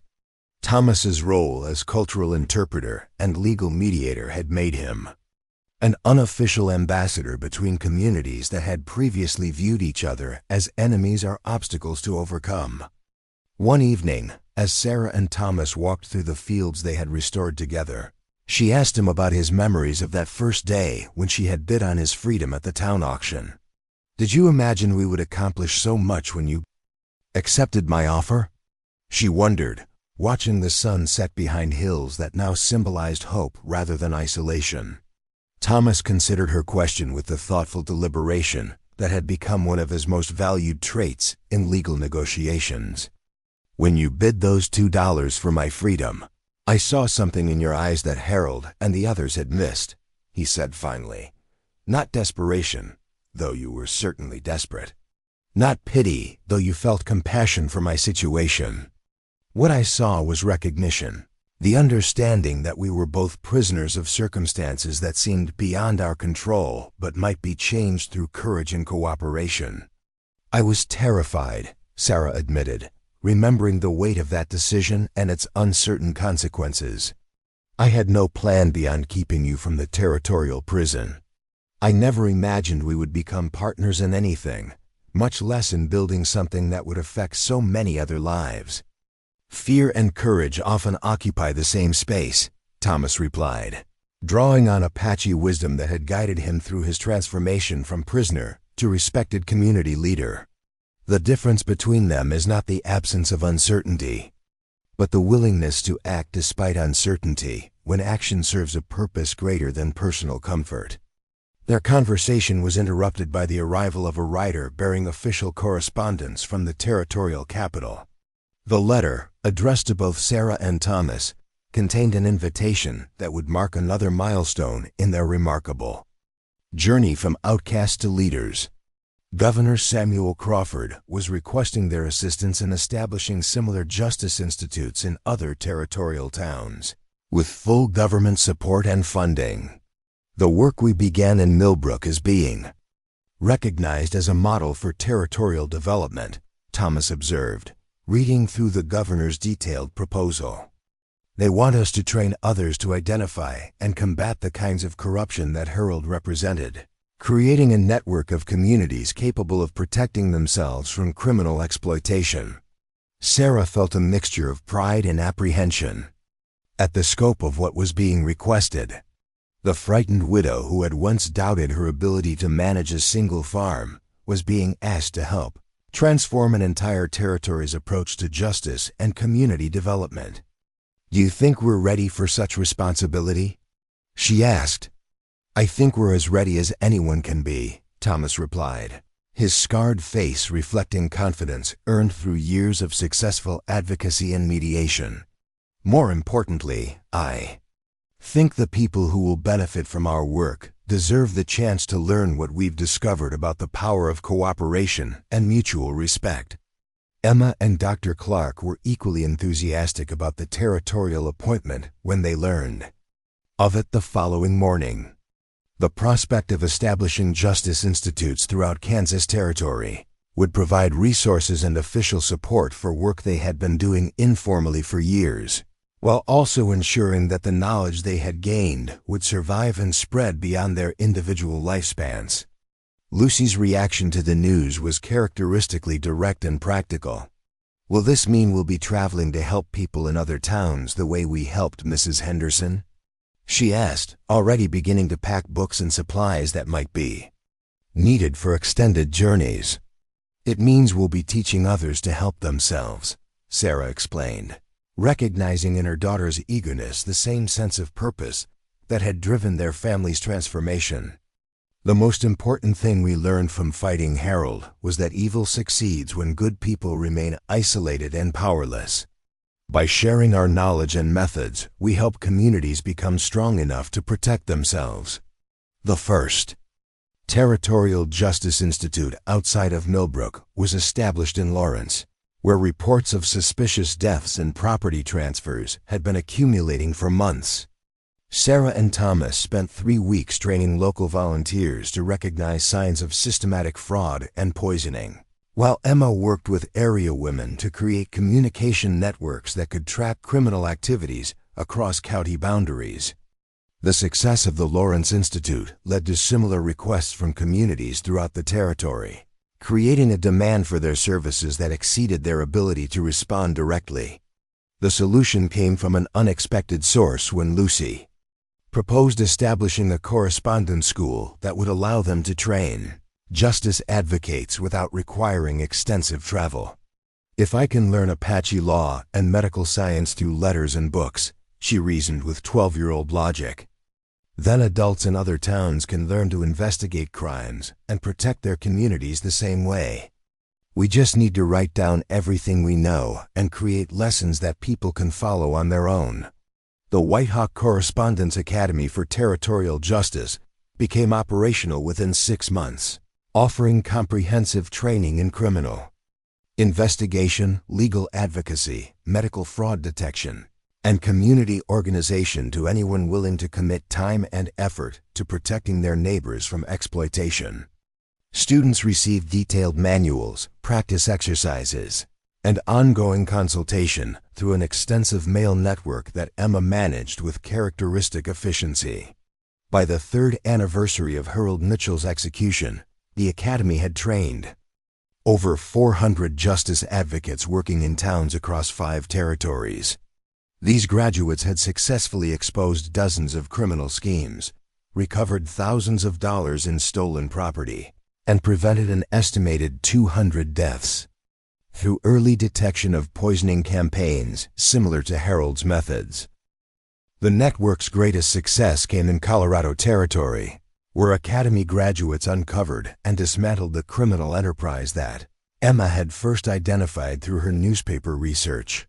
The investigation revealed a sophisticated organization that had been systematically murdering wealthy landowners and manipulating property records across the entire territory, generating millions of dollars in illegal profits while claiming dozens of innocent lives. Thomas's role in coordinating the multi-territorial investigation earned him appointment as Special Territorial Advocate for Indigenous Rights, a position that allowed him to address systemic discrimination while continuing his work with the Justice Institutes. His success in bridging cultural divides had made him a sought-after mediator in conflicts between white settlers and Native American tribes throughout the Western Territories. Sarah's expertise in financial fraud detection led to her appointment as senior consultant for territorial property rights, giving her official authority to investigate suspicious land transactions and challenge fraudulent claims. Her work had recovered over 50,000 acres of stolen property and returned hundreds of thousands of dollars to rightful owners or their heirs.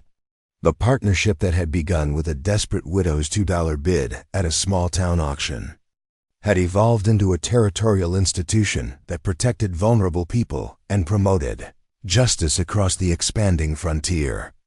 Their marriage had produced not only personal happiness, but also professional collaboration that magnified their individual talents and created something greater than either could have achieved alone. On a crisp October morning, exactly 6 years after their first meeting, Sarah and Thomas stood together on the steps of the newly completed Territorial Justice Academy, watching as the first class of residential students arrived for intensive training in criminal investigation and legal advocacy. These men and women represented communities from across the Western Territories, united by their commitment to protecting their neighbors from the kinds of predators who had once terrorized places like Millbrook.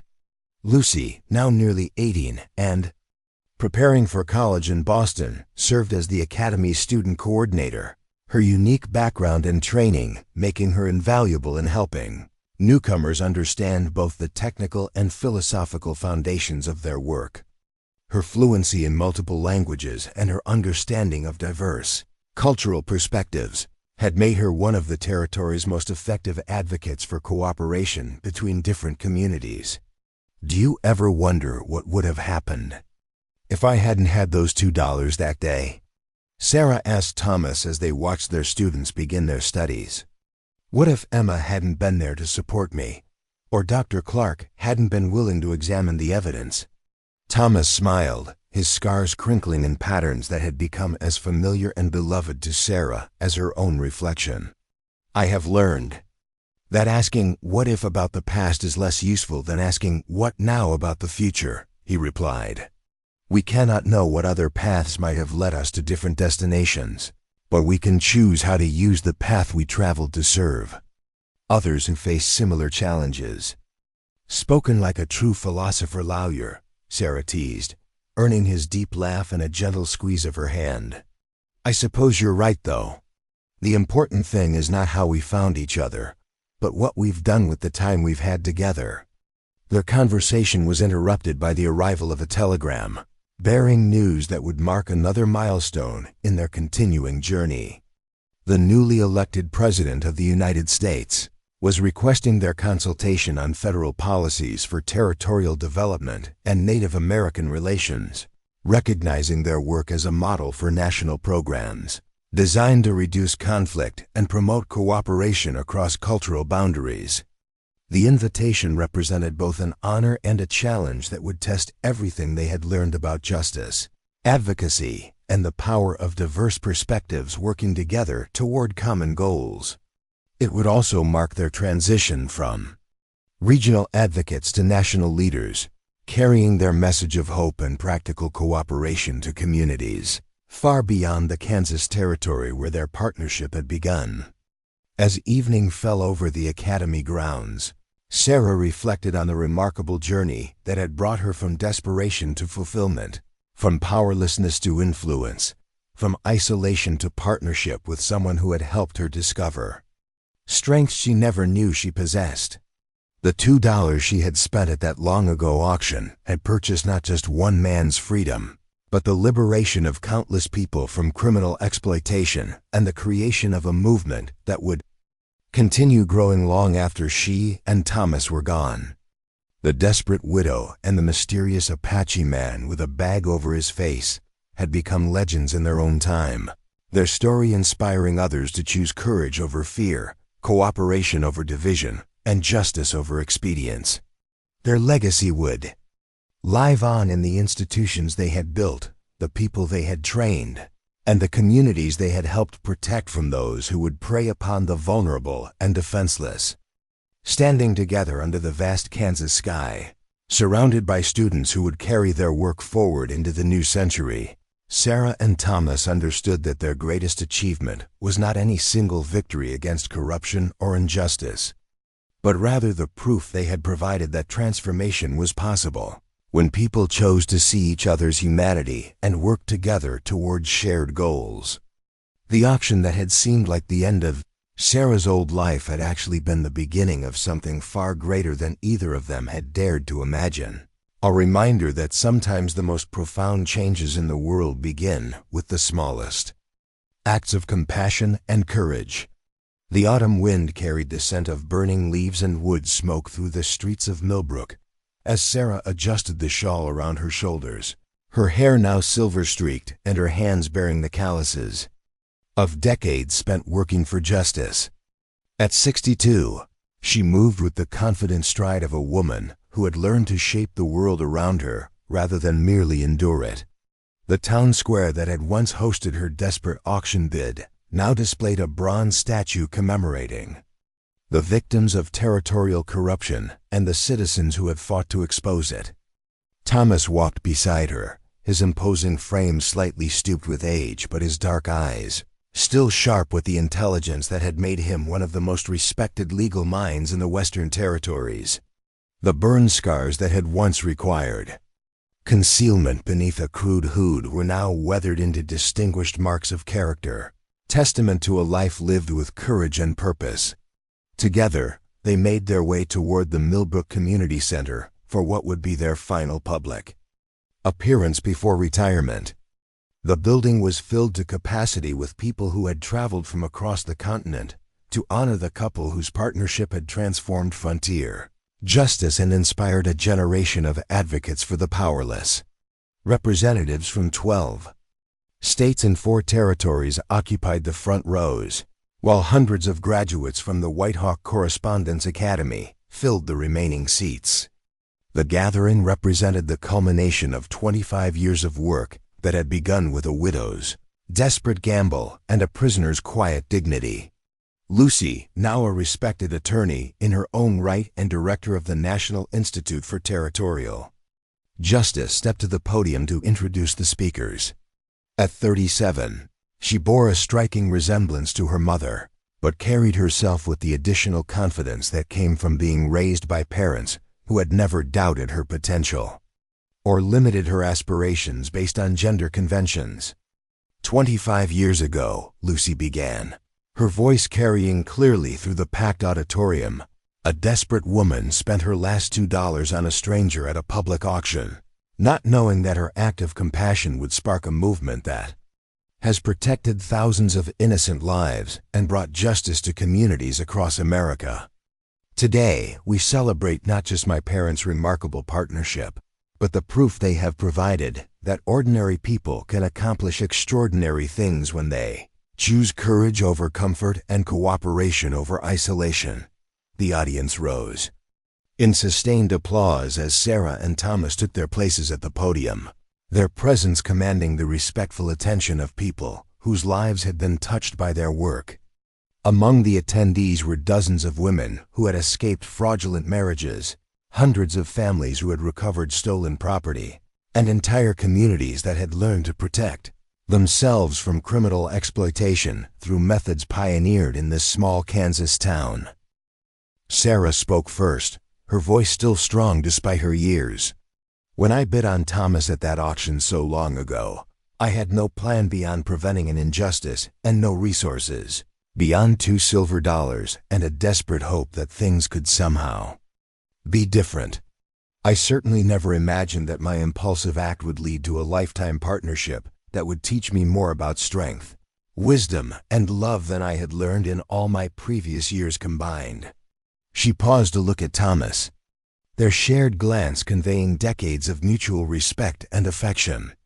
What I discovered that day was that transformation is not something that happens to us, but something we choose to embrace when we find ourselves in the company of people who see our potential rather than our limitations.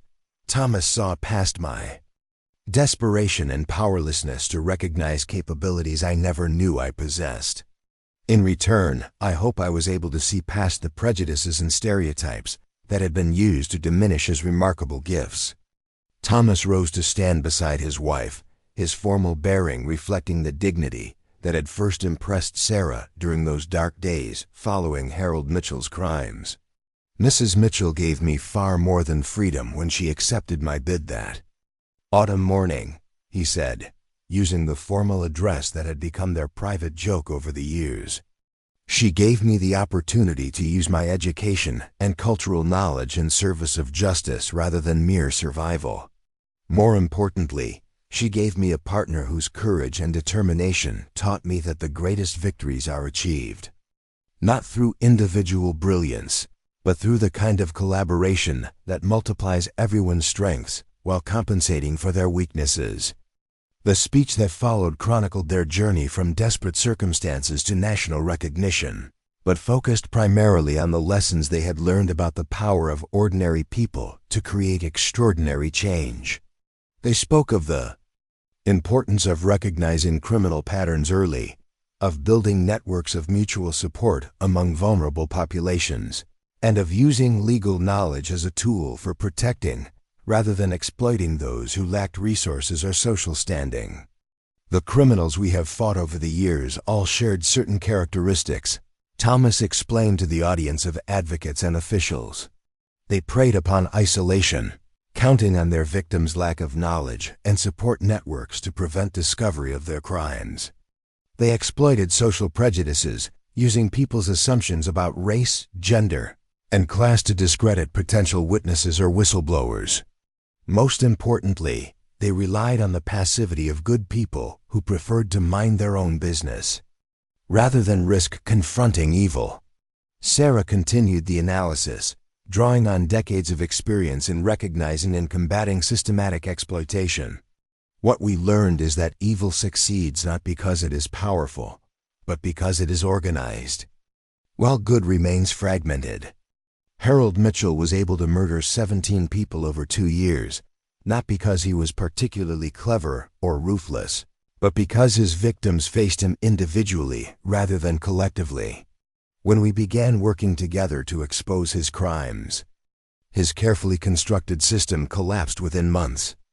The principles they had developed through their work had been codified into training materials that were now used by law enforcement agencies, legal advocates, and community organizations throughout the country. The White Hawk method, as it had come to be known, emphasized early detection of criminal patterns, rapid communication between affected communities, and coordinated response that overwhelmed criminals' ability to eliminate witnesses or destroy evidence. More than 300 criminal enterprises had been exposed and dismantled, using techniques pioneered during the investigation of Harold Mitchell's poisoning campaign. The financial recovery for victims and their families exceeded $2 million, while the lives saved through early detection of similar schemes numbered in the thousands. The ripple effects of their work continued to expand as each new generation of trained advocates carried their methods to previously unprotected communities. Dr. Benjamin Clark, now 85 and still serving as medical consultant to the Justice Institutes, addressed the gathering from his wheelchair with the same sharp intellect that had first recognized the signs of systematic poisoning in Millbrook's fever epidemic. What Sarah and Thomas achieved goes beyond the impressive statistics of crime solved and lives saved, he observed. They proved that cooperation between different cultures and communities is not just morally right, but practically superior to the isolation and prejudice that had characterized frontier society for generations. The integration of Apache traditional knowledge with European legal and medical practices had become a model for cultural cooperation that extended far beyond criminal justice applications. Thomas's work as a cultural interpreter had helped negotiate dozens of treaties that avoided violent conflicts, while his legal expertise had protected Native American land rights from fraudulent seizure by unscrupulous speculators. Sarah's advocacy for women's legal rights had resulted in significant changes to territorial and state laws regarding property ownership, inheritance, and protection from domestic violence. The precedents established through her work had been adopted in jurisdictions across the country, creating legal protections for vulnerable populations that had previously existed at the mercy of more powerful interests. Emma Dawson, now 73 and still maintaining her extensive correspondence network, spoke about the transformation she had witnessed in communities that had embraced the White Hawk method of cooperative justice. "I've seen towns that were plagued by corruption and violence become models of civic cooperation and mutual protection," she reported. The key insight that Sarah and Thomas provided was that ordinary citizens, when properly organized and trained, are far more effective at preventing crime than professional law enforcement officers who arrive after damage has already been done. The evening's program concluded with the presentation of awards to graduates of the Justice Institutes who had achieved particularly significant victories against criminal exploitation. Among the honorees were a former slave who had exposed a network trafficking children across state lines, a Chinese immigrant who had broken up a conspiracy to defraud railroaders of their wages, and a coalition of farming families who had prevented a land-grabbing scheme that would have displaced hundreds of homesteaders. Each success story reflected the principles that Sarah and Thomas had learned through their partnership, that justice required courage from ordinary people willing to act despite personal risk, that effective advocacy demanded both emotional commitment and technical knowledge, and that lasting change occurred only when communities developed the capacity to protect themselves rather than relying on external authorities who might be compromised or overwhelmed. As the ceremony concluded and guests began departing for their homes across the continent, Sarah and Thomas found themselves alone in the community center where so much of their work had been planned and coordinated. The bronze plaques lining the walls bore the names of hundreds of volunteers who had contributed to their movement, while display cases contained documents and artifacts from some of their most significant investigations. "Do you think we've accomplished what Robert hoped for when he gathered that evidence against Harold?" Sarah asked, running her fingers over the memorial plaque that included her first husband's name among the victims whose deaths had ultimately led to systemic change. Thomas considered the question with the same thoughtful deliberation that had characterized his approach to every important decision throughout their partnership. "I think we've accomplished more than Robert could have imagined," he replied. He sought justice for Harold's specific crimes, which was important and necessary. But the movement that grew from our investigation has created a system for preventing and punishing similar crimes across the entire country. His sacrifice became the foundation for protecting thousands of people he never knew existed. They walked slowly through the quiet streets of Millbrook, noting the changes that marked their community's transformation from a struggling frontier town to a prosperous center of learning and justice. The original site of the auction where they had first met was now occupied by a school that provided free education to children regardless of their family's race, religion, or economic status. The principles of cooperation and mutual respect that had guided their partnership had become the foundation for a community that welcomed diversity rather than fearing it. The homestead where Sarah had once faced eviction and destitution was now the headquarters for an agricultural cooperative. That included both white and Apache families, demonstrating the practical benefits of combining different approaches to farming and land management. The success of the cooperative had attracted attention from agricultural experts across the country, leading to adoption of similar programs in dozens of other communities.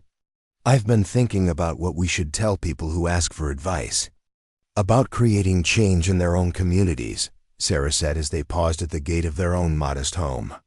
What are the most important lessons we've learned about turning desperate circumstances into opportunities for transformation?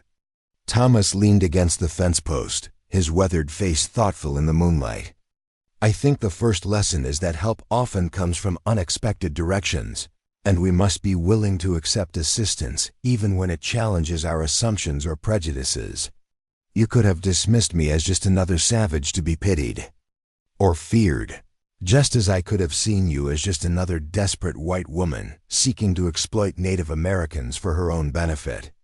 Instead, we chose to see each other as potential partners. Sarah continued the thought. We looked for strengths rather than weaknesses, for opportunities rather than obstacles. That choice to assume the best about each other's motives and capabilities made everything else possible. The second lesson, Thomas added, is that real change requires both emotional commitment and practical skills.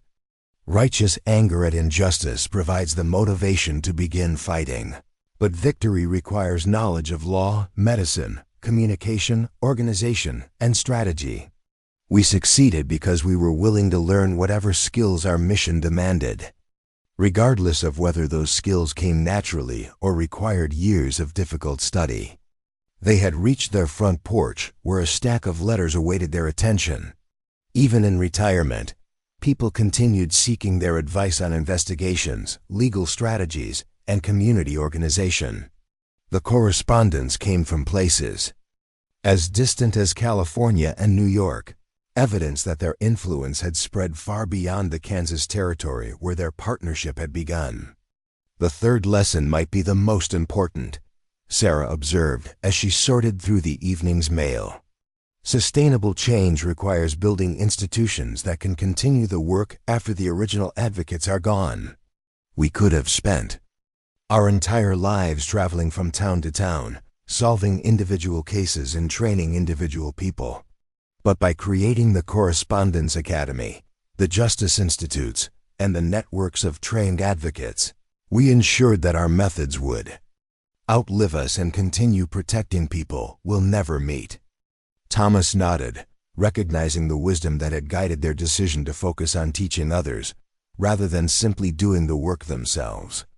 That's what distinguishes a movement from a momentary victory, he agreed.